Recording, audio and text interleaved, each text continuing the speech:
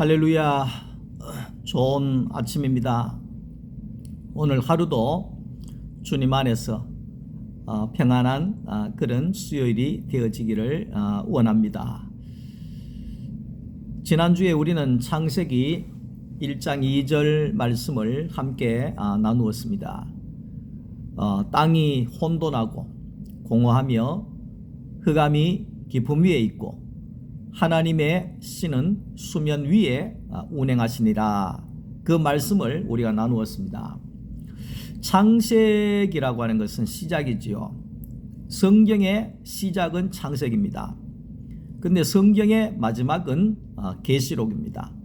그러니까 하나님은 시작과 마지막이다 이 말이죠. 그래서 요한계시록에 가면 하나님을 가리켜서 알파와 오메가다. 그 말은 뭡니까? 시작과 끝이다. 이 말을 한 거죠.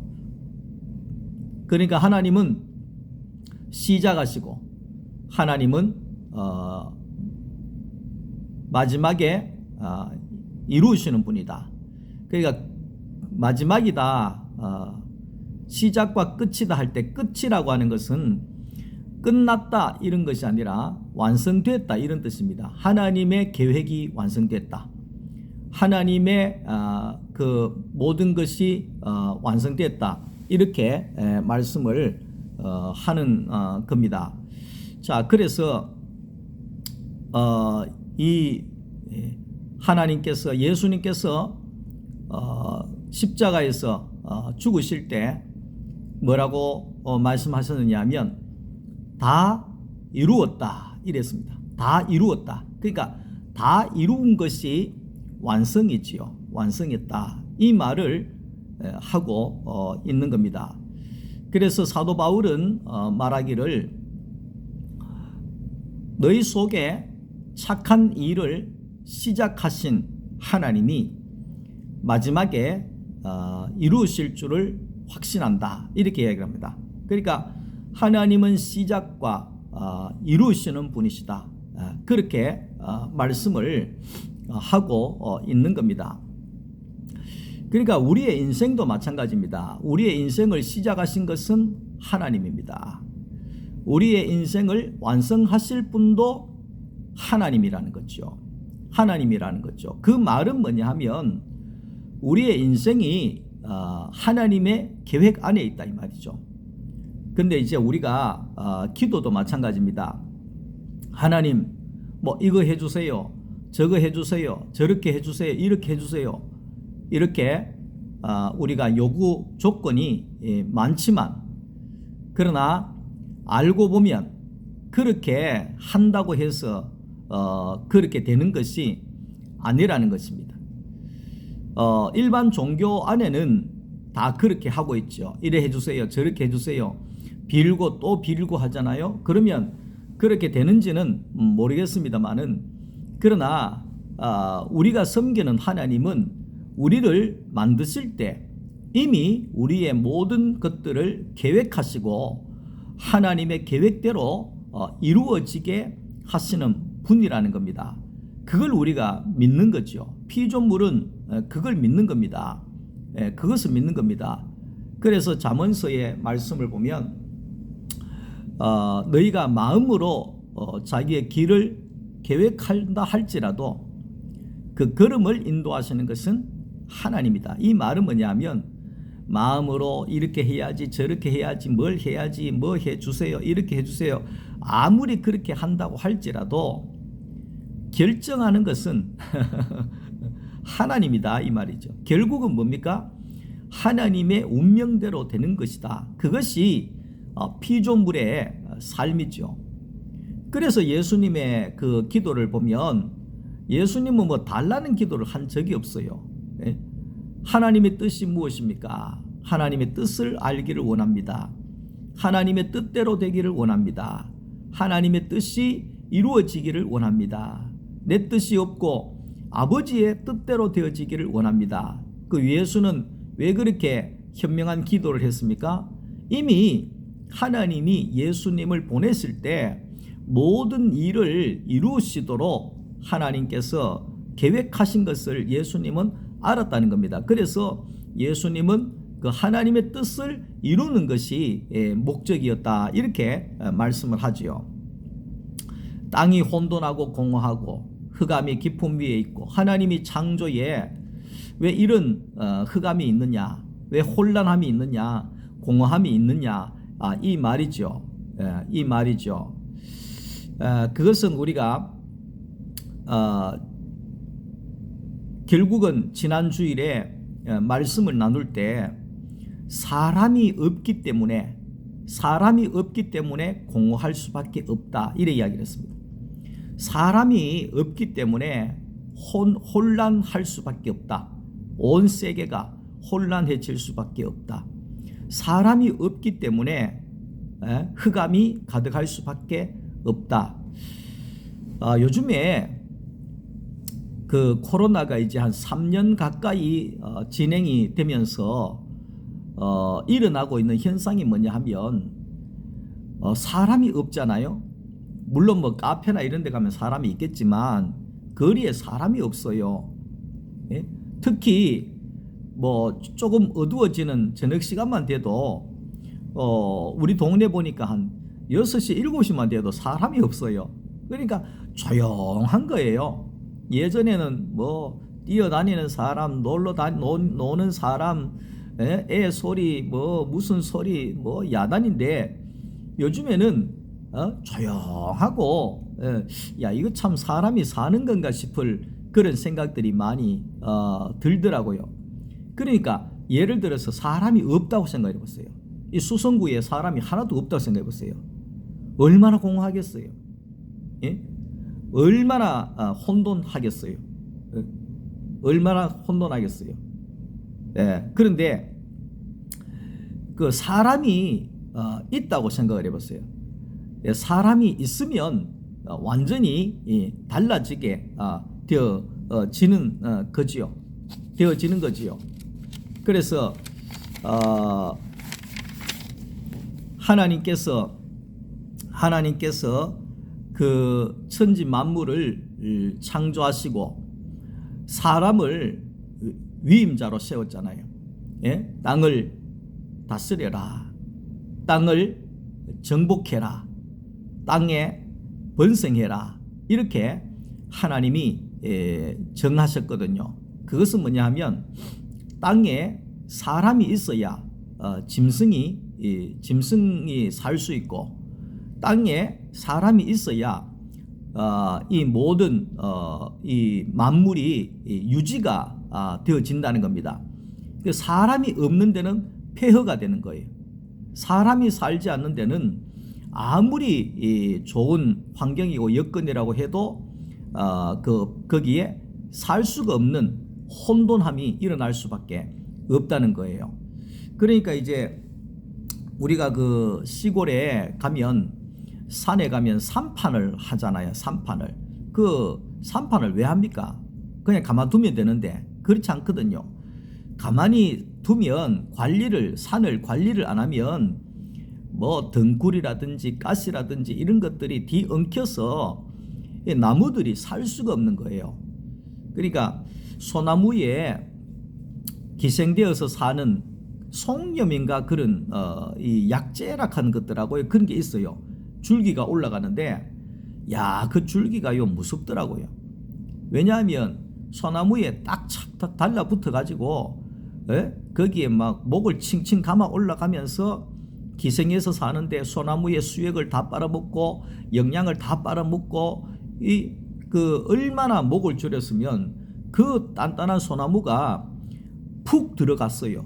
예? 푹 들어가서 거기에 자욱이 푹 들어갈 정도로 목을 졸라대는데, 근데 그걸 결국은 그 소나무가 죽게 되는 거거든요.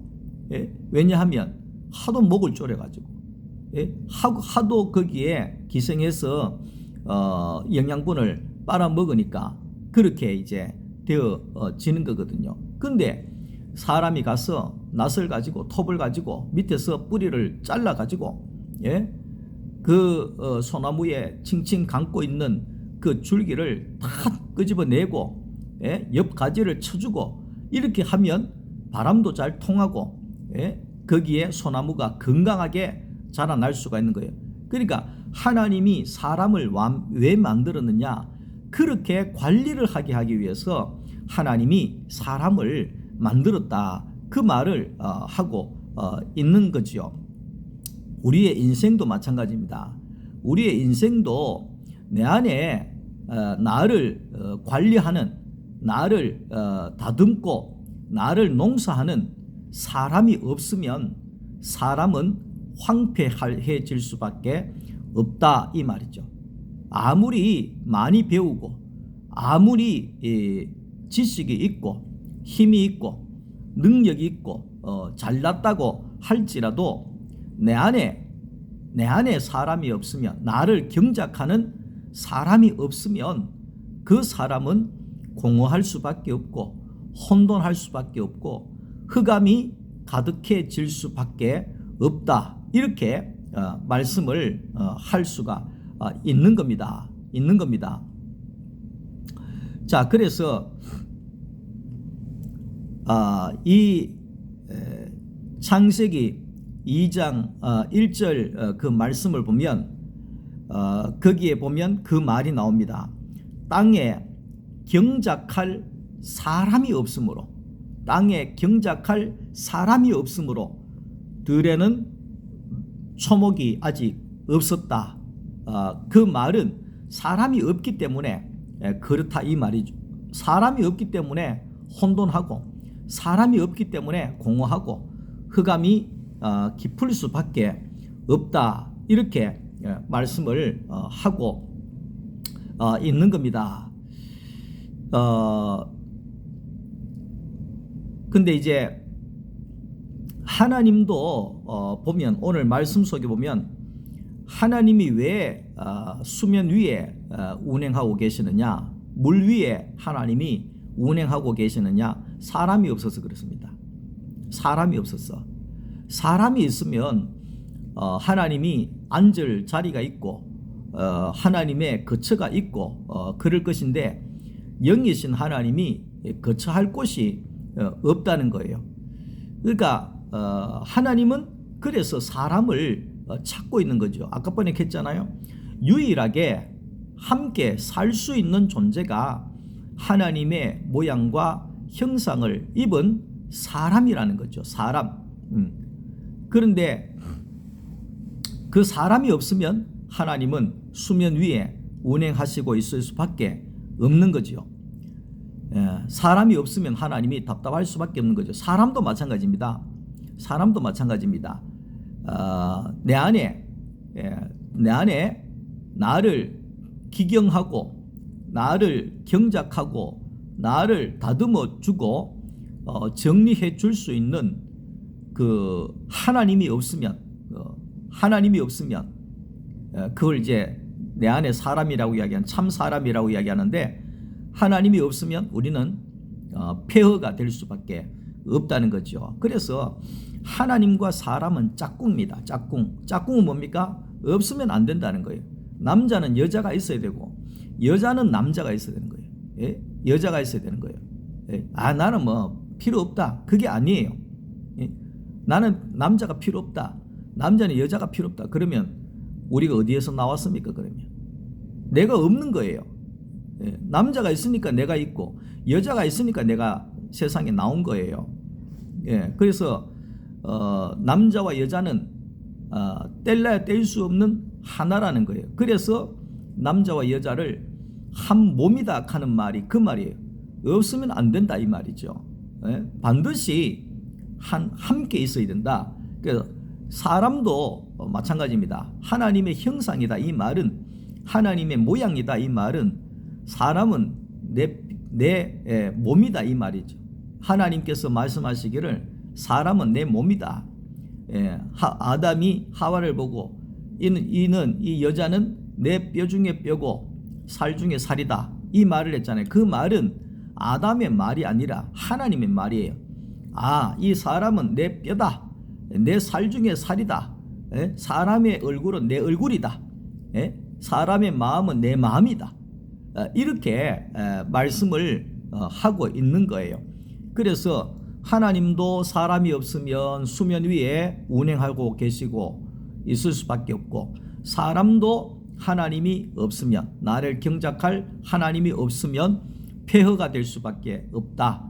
이것이 오늘 말씀의 핵심이라는 것입니다. 자, 그래서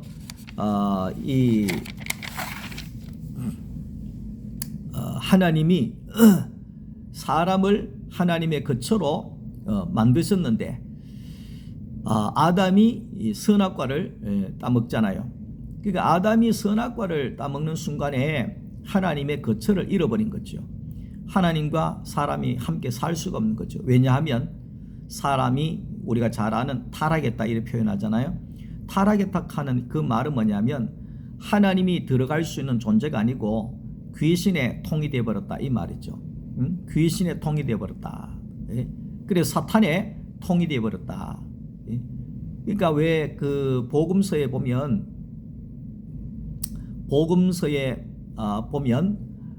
그게 귀신들이 자꾸만 그 사람에게 들어가려고 하잖아요. 사람에게. 그러니까 귀신이 사람에게 들어가면 미안합니다. 사람이 미치는 거죠.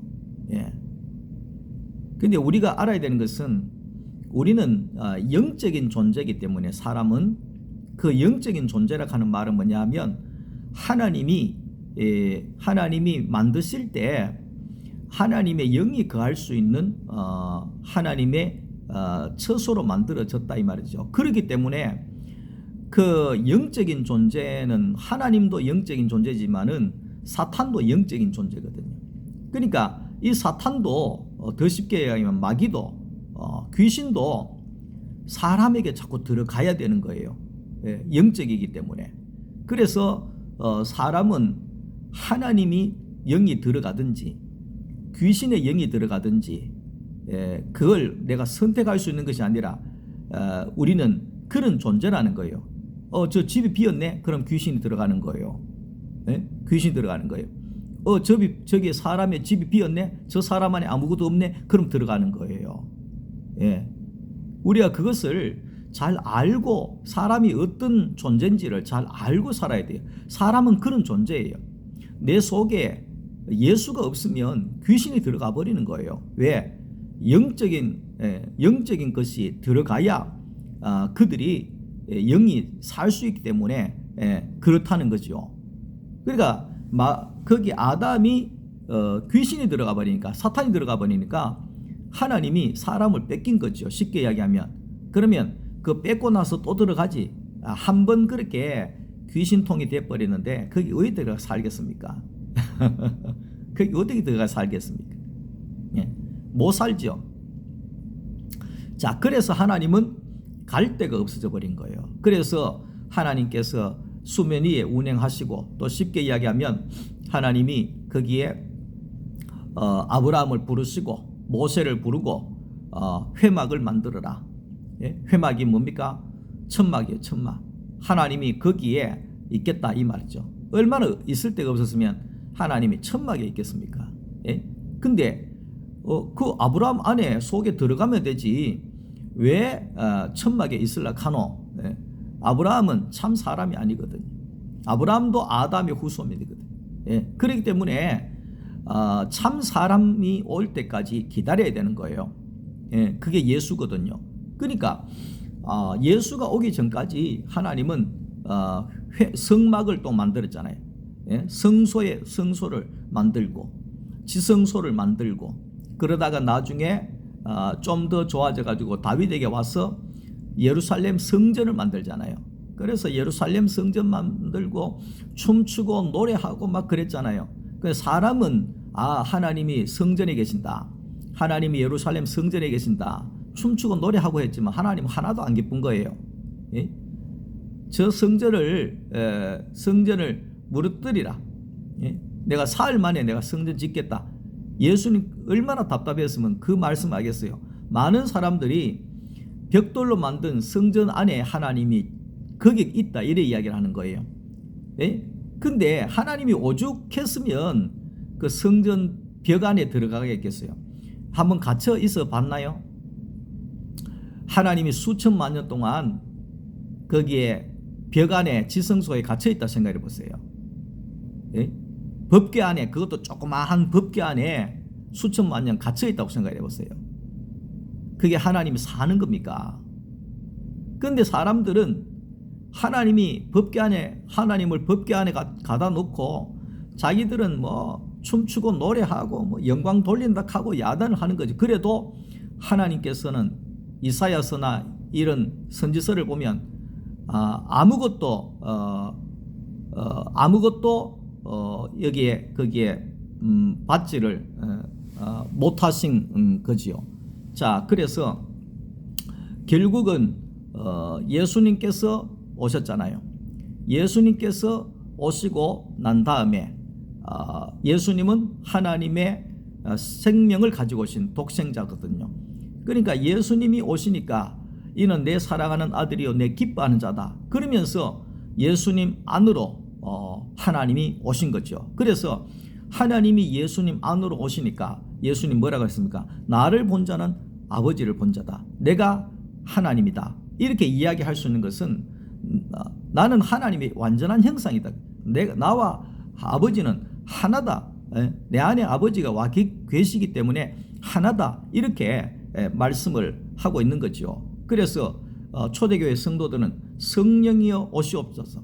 성령이 오셨네. 성령이 오셨다. 성령을 기다린다. 이 말은 뭡니까? 예수 안에 있으면 하나님이 내 안에 오신다 그 말이죠. 하나님이 내 안에 오시면 나를 경작하실 것이고 하나님이 나를 경작하시면 내가 나에게서부터 이제는 농사가 지어질 것이고 열매가 나올 것이 그게 성령의 열매잖아요. 열매가 나올 것이고 하나님이 드러나는 사람이 되는 거지요. 그래서 성경의 마지막이 뭡니까? 계시록에 아멘 주 예수여 오시옵소서. 아멘 주 예수여 오시옵소서. 이것이 이것이 기도였죠. 이것이 최대의 소원이죠. 예수가 내 안에 오시는 것. 그것이 하나님 아버지가 내 안에 오시는 것이고 하나님 아버지가 내 안에 오시면 나를 경작하실 것이고 그때부터는 내가 아무것도 아닌 존재지만은 30배, 60배, 100배의 열매가 나오는 그런 존재가 되어진다는 겁니다. 우리는 그런 존재입니다. 아멘 주 예수여 오시옵소서. 여러분 모두에게 예수가 오시는 축복된 날이 되기를 원합니다. 사랑합니다. 감사합니다.